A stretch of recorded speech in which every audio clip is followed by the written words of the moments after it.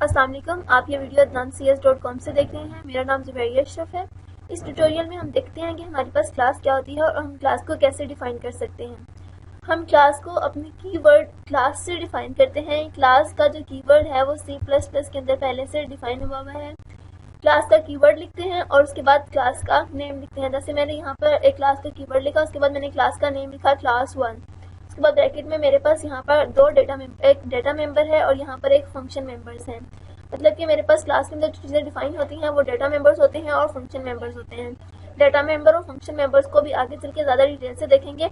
अभी यहाँ पर इसकी थोड़ी सी डिस्क्रिप्शन है कि मेरे पास यहाँ पर जो मैंने इंटीजर डिफाइन किया हुआ है ये मेरे डेटा मेंबर्स हैं, क्योंकि वेरिएबल्स जो है वो हमारे डेटा को लेकर जाते हैं, हमारे पास वैल्यूज़ पास करवाते हैं, तो इसलिए वो डेटा मेंबर्स हैं।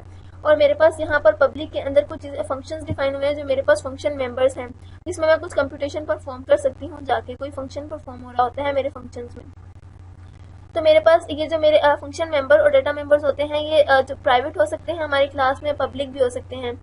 अब जो मैंने यहाँ पर क्लास में डिफाइन किया हुआ है ये मेरा प्राइवेट है और यहाँ पर मैंने इसको पब्लिक डिफाइन किया हुआ है अपने दोनों फंक्शन को। पब्लिक का मतलब ये है कि मेरे पास ये फंक्शन आउटसाइड द क्लास भी एक्सेस हो सकते हैं। और जो प्राइवेट होता है, अगर कोई वेरिएबल प्राइवेट है तो उसका मतलब ये है कि वो क्लास के अंदर ही एक्सेस होगा, क्लास से बाहर जो है वो वेरिएबल एक्सेस नहीं होगा। वो वेरिएबल या वो फंक्शन मेंबर जो प्राइवेट के अंदर डिफाइन होता है वो क्लास से बाहर आउटसाइड द क्लास नहीं यूज़ होता, वहाँ पे एक्सेस उसकी नहीं हो सकती।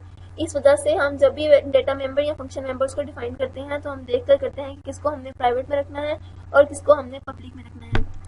ठीक है, तो क्लास का सिंटैक्स इस तरह से हुआ कि हमने फिर ब्रैकेट स्टार्ट कर दी और यहाँ पर आप देखेंगे जब भी हम क्लास को डिफाइन करते हैं और क्लास की डेफिनेशन जहाँ पर ख़त्म होती है वहाँ पर हम एंड में टर्मिनेटर भी लगाते हैं, यानी कि सेमीकोलन लगाते हैं।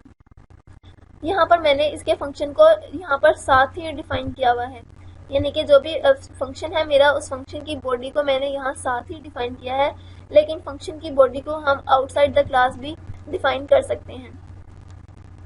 इसके अलावा मेरे पास यहाँ पर मेन फंक्शन है जहाँ से मैं इसको कॉल कर रही हूँ अपनी क्लास को। क्योंकि क्लासेस का कॉन्सेप्ट जो है वो हमारे पास सेम टू सेम C++ के स्ट्रक्चर्स की तरह का होता है।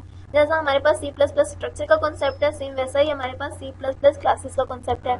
और जब मुझे यहाँ इस क्लास के फंक्शंस को कॉल करना होगा, इस क्लास को यूज़ करना होगा, तो मैं अपने मेन फंक्शन में क्लास का एक ऑब्जेक्ट डिफाइन करूँगी, जैसे मैंने यहाँ पे किया हुआ है। मेरी क्लास 1 क्लास है और इसका ऑब्जेक्ट मैंने ऑब्जेक्ट 1 के नाम से डिफाइन किया हुआ है।